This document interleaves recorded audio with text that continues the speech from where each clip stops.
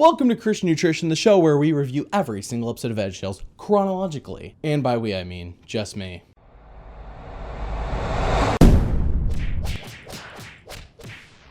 Welcome! Today we're reviewing Indiana Jones and the Last Crusade. Minnesota Cuke and the Search for Noah's Umbrella. It's like they're the same movie or something. This episode was released in 2009, a mere 4 years after Minnesota Cuke and the Search for Samson's Hairbrush. You know, at this point, people have probably given up on them doing a sequel to that episode, but they did. And they didn't parody the second Indiana Jones movie like I was kind of hoping they would. Instead, they parodied Indiana Jones and the Last Crusade, which is almost a copy of Raiders of the Lost Ark. Yeah. If you haven't watched the Indiana Jones films, please do, or at least watch the first and the third one, for that's what the Minnesota Cuke episodes are parodying, and you'll get more enjoyment out of these episodes. But anyways, with all that needless exposition out of the way, let's review Minnesota Cuke and the Search for Noah's Umbrella. Hi kids, and welcome to VeggieTales. I'm Bob the Tomato. Larry, what's with the bag? Larry is now becoming the personification of sad emoji face. 8 years before that stupid emoji movie came out. Hello. As you can see, I'm an emoji. Larry who? Larry who? Well, Larry you. The cucumber has left the building. Ladies and gentlemen, Reggie has left the building. Thank you and good night. Oh, Bob, I'm so ashamed. I don't want the kids to see me like this. Like what? Like this. The horror! He's so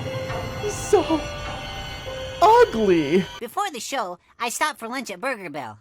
Yeah. Well, I ordered the 4-piece nuggets with fries and a milk.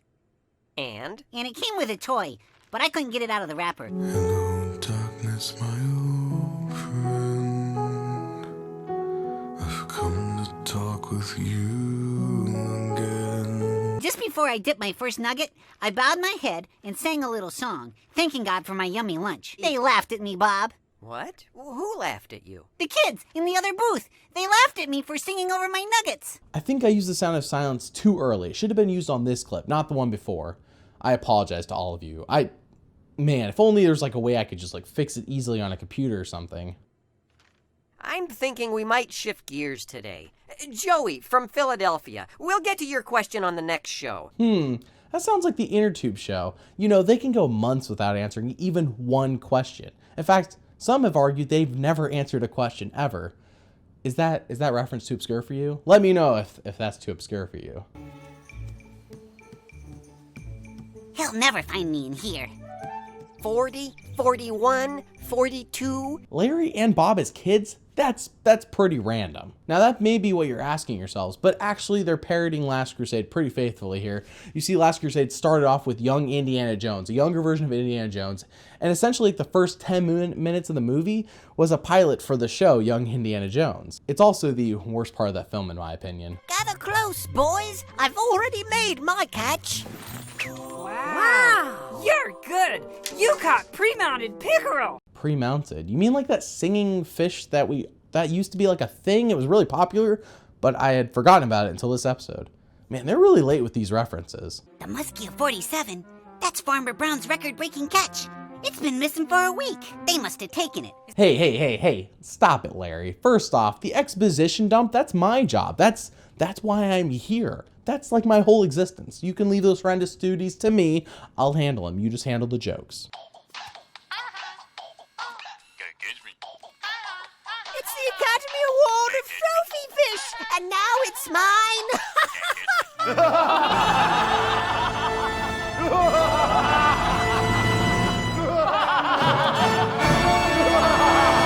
Young Minnesota Cuke announces he will save the day and gives up his only advantage, which was the element of surprise. He Shia LaBeoufs the situation by swinging on a tire swing, which is a parody of when in Crystal Skull he was swinging on the, with the monkeys, and wow. Anyways, he nabs the mounted fish from the thieves. He somehow screws that up, and the thieves reacquire the singing mounted fish.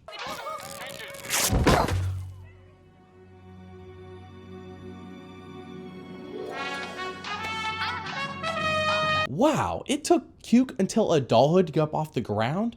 That must have been a pretty epic fall. Or he's lazy. 1,040,000. Hold up. I'm supposed to believe that Cuke is still chasing these fiends over the same object all these years later. In fact, it's cut almost as if it's the same exact chase. And with the same object that he's chasing, it probably is. I mean, this is unrealistic, even for VeggieTales. Nonsensical plot aside, Larry gets the mounted fish, but then immediately loses it again. In the end, it doesn't even matter. But in the end, it doesn't even matter. Martin, if one more person or fish ever laughs at me again, I'm gonna quit. Oh, I'm sure none of this is leading anywhere. I'm sure there's no lesson to be learned or anything. By the way, do you guys remember in Last Crusade when Indiana Jones met his dad? I wonder if Minnesota Cuke will meet his dad in this episode. Who will play his dad? I actually have no idea. To Minnesota Cuke, keep away from Wicker. Remind me not to go to Pier 1. So stay away from wicker furniture. Oh, wait, that's the joke you guys just made, and I copied it. I am so ashamed. I'm just gonna... But you said, Just call me Min, as in minimum? as in Minnesota. That's MN, What's MN? short for Minnesota. I'm tall for my age. What? What? That moment when the screenwriter writes a bunch of nonsense and then ends it with a what? To make it seem like it's a joke, and then all the characters look at you because the animator's like, I think it was a joke, but it wasn't funny. You know, that moment. You see, in my backyard, I'm building a Bible-themed goldfish pond. Could it be Ken Ham? Is it you? Also, chalk up another business venture that Mr. Nezer runs. I don't know who's keeping tally, but man, he's got to be at least in double digits by now. At least. Mr. Nezer, aka Ken Ham, wants Minnesota Cuke to find Noah's Ark. He wants to use it in his theme park. Considering this came out in 2009, I wonder if Ken Ham actually got the idea for his Ark encounter from this episode. I would bet some money on it, actually. As it turns out, Mr. Nezer had hired Mr. Lunt to do this job before Minnesota Cuke, but Mr. Lunt's now lost, like they don't know where he's at. We find out that the instruction book to find this Ark is on Craigslist. Craigslist? Really? I mean, they're both professionals. Can we treat them with some respect? You guys may think this is just a kid's show and I'm overreacting, but it's VeggieTales, and VeggieTales is love. VeggieTales is life. Be careful, Mr. Minnesota. There might be other people looking for the Ark as well. Dangerous people. Stop it, VeggieTales! You're scaring me!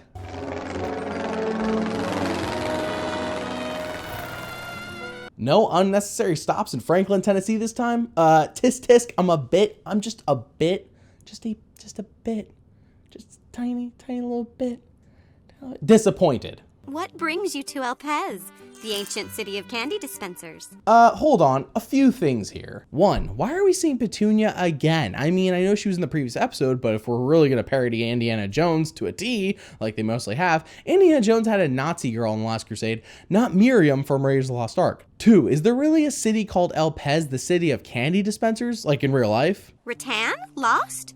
I just got a postcard from him. Now where did I put it? A postcard? I got a can of film that doesn't like wicker furniture. This mystery goes deeper than we thought. He was just here. I took him to see the pyramid. Can you take me there? He found a clue that I need to see. Or maybe she could just tell you what the clue is since she went with Mr. Lunt. Like, remember she said that. So she could just tell you what it is because she was there and she saw it, right? Right? Or would that make too much sense? Is the same screenwriter who's been writing all his jokes wrote this, so what am I talking about? Para la niña. For the girl. Helado de piña. Pineapple ice cream. Para la señora. For the lady. Is she identifying genders? Never do that again, Petunia. You're triggering me. They have 63 genders up there, but they can't have my gender. Nice! Para todo la cuadrilla. Un helado de vainilla. That's vanilla, I guess. That's it. I'm done. Larry got his feelings hurt over that? What is he, a child? What is this, VeggieTales in the house? I'll name mine Steve. I am disappointed. We'll have to finish this later. Come back, senor. We will sing the dance of the cucumber. Dance of the Cucumber? Could it be Veggieception? Minnesota, Cuke, and Petunia are forced to walk backwards up the pyramid, apparently due to the fact that Noah had to do silly things too. That's why they're also doing the silly thing. Minnesota gets upset when people are laughing at him as he goes the period backwards and decides to give into the peer pressure of their laughter and go up the normal way. Oh, and Petunia points out how some guy's been spying on them this whole time, but Minnesota Cuke doesn't really seem to care. You know, why would you care? You're on an epic quest to find something big. You know, someone's spying on you, whatever. Anyways, Petunia ends up seeing the clue, but gets kidnapped at the same time. I'm not even kidding right now. It's unbelievable how you can keep up with a speeding truck by swinging on vines. Did VeggieTales just take a shot at Crystal Skull? Wow. I'm impressed. Minnesota Cuke catches up to the fleeing truck but falls off of it. Luckily, Petunia's purse falls right into his invisible hands. Inside, he finds a postcard that Mr. Lunt sent from Iraq. Oh boy, I wonder if he will run into ISIS there. Wait, I don't think ISIS is a thing yet. Thanks, Hillary Clinton. We find out that Wicker is a person and not some furniture, and that he has Mr. Lunt kidnapped. As it turns out, Wicker is also Mr. Lunt's twin, but with red curly hair. Mr. Lunt does clear up how he is now a follower of God and not some atheist con artist like Wicker. I am glad to see there is continuity between the Cuke episodes. To steal Noah's Ark. Let's not be silly. You and I both know that the real treasure is Noah's umbrella. Oh my gosh. Are we serious? Are we really just copying what we did last time in Samson's Hairbrush, where they thought that some object has all the power? I thought they learned their lesson last time. This really is Indiana Jones. Wily and wicked. Yes, Wicker is wicked and wily. Willy. Yes, really wicked. He's a really, really wily and wicked rascal. This episode has a terrible habit of going off on rabbit trails and then acting like it's a joke by staring into the camera, giving you like a little wink, like one of those. And then it's like, look at me, ain't I being a clever? And you're not being clever, VeggieTales. I'm on to your schemes. Stop it. Stop it right now. For whatever reason, Petunia is not tied up and is able to use her hairpin to pick the lock on the door. Why she doesn't untie Mr. Lunt first is beyond me. Minnesota Cuke then confuses Wicker with Mr. Lunt and gives away all of Mr. Lunt's secrets and his secrets as well. We then witness a wacky misunderstanding when Cuke talks with the freshly escaped Mr. Lunt and Wicker, never knowing that they're actually two different vegetables. Apparently he doesn't see the red curly hair. It brings up many instances of me asking, why did the character do that? Why did they not? What? So instead of pondering on those questions, let's just move on. The Lord told Noah to build him an arky. The Lord told Noah to build him an arky. Cuke, you gotta man up and power through this. I'm not sure what else to tell you, but you gotta act like everyone else is a scrub and you're the cool one. That's the only way to get through this incident. It rained and poured for 40 long days. Daisies rained and poured for 40 long days. If anyone could sing while someone else hits the buttons, then why is Minnesota Cuke doing the singing while he's dancing? Mr. Lunt or Petunia could sing. Mr. Lunt could sing, Petunia plays the piano, and Larry does the bouncing. I mean, it makes sense, they're a team. It's not about the lyrics or the rhythm. It's about pressing the tiles in the correct order. See? Anyone could do it. It didn't require Minnesota Cuke doing it. In fact, Minnesota Cuke could have been the one singing and Mr. Lunt could have been the one jumping on the buttons. Wicker opens up the secret entrance, and instead of just, shoving Cuke and his friends off the mountaintop, he instead places them in a massive bird feeder. Like he just had that bird feeder on him, when he captured Minnesota Cuke, so later on they can make an exciting escape scene later on.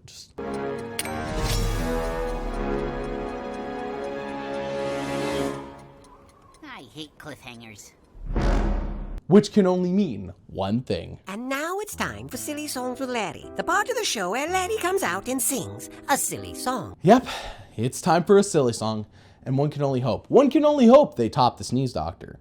But I don't think it's likely. But we'll see. Just as I suspected, good thing I stopped and checked it. My pad is stained and blotted from liquids you spilled on it. I'm afraid the jig is up. The jig is up? You must use a sippy cup. Oh no! The pain! The horror! The embarrassment! Don't bring me a sippy cup.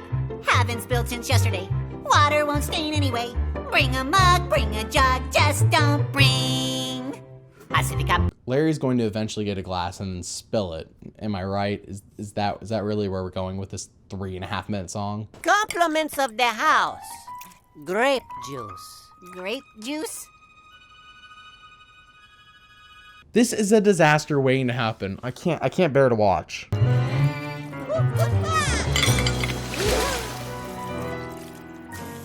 Oops. Wow, I'm in complete and utter shock. I don't think my heart could take any more complete surprises and twists, for I would possibly have a heart attack and pass out right here in front of the camera in the middle of the show. I'm just so surprised right now. Ah yes, back to our daring escape. Petunia convinces Minnesota Cuke to stop being such a wuss, and they finally escape the situation that none of us thought they actually could possibly make a break from. I mean, who really thought they were going to escape? I thought they were goners for sure. They then go back to the secret cave, and Minnesota overcomes his fear of being laughed at and does something embarrassing to get his team to the fabled nose umbrella. Oh, and we are told that any loud noises would cause the cave to crumble. Yeah, so keep that in mind.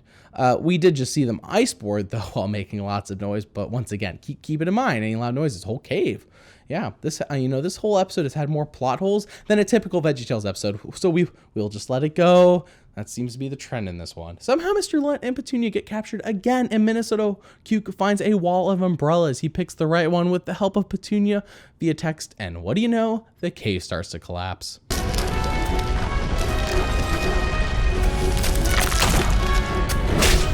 Don't even comment on it. Just keep ignoring the plot conveniences. I've been doing it. You guys can do it too.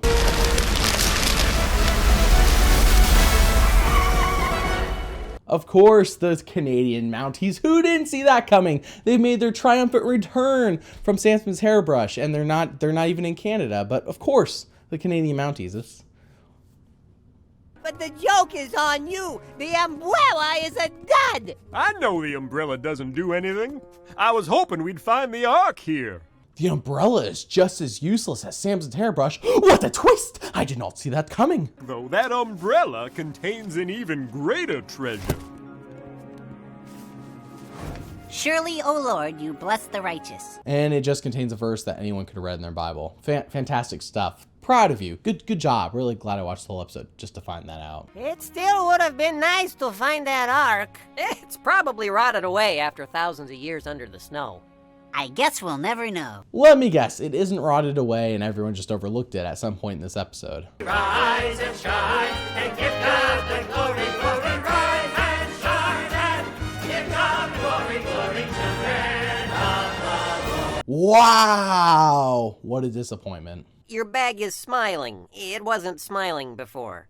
I don't know what you're talking about. Sounds like Larry needs a lesson about lying. Minnesota Cuke and the Search for Jesus' Cross, coming soon to a Lifeway near you. Being afraid of people can get you into trouble, but if you trust in the Lord, you will be safe.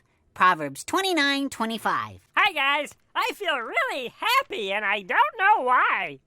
Oh, boy. Yeah, let's not and say we did. God made you special, and he loves you very much.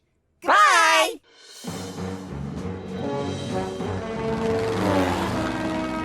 That was Minnesota Cuke and the Search for Samson's hairbrush. Wait. Oh, sorry. All right, that was Minnesota Cuke and the Search for Noah's umbrella. You see, I have the same issue with the Minnesota Cuke episodes as I do with Indiana Jones, and it's because they copied Indiana Jones. The fact that Last Crusade is pretty much just copy Ray's Lost Ark. I mean, it's like a reskinning of the whole movie. They're both good movies, and both these episodes are really good. I know I'm sarcastic through the whole thing, but it's only because it's just a retelling of Samson's hairbrush, but with Noah's umbrella. So, I mean, for that, it's not that great, but if you like Samson's hairbrush, then you'll like Noah's umbrella. Fair enough. I wanted to make this a two-part episode. I really felt like there was enough content to do it, but we've had a string of two-part episodes recently, and I'm trying to push forward this next episode. See, this next episode is going to be amazing. Next time, we're reviewing Pistachio, the little boy that wouldn't. Remember that God made you special, and he loves you very much. Bye!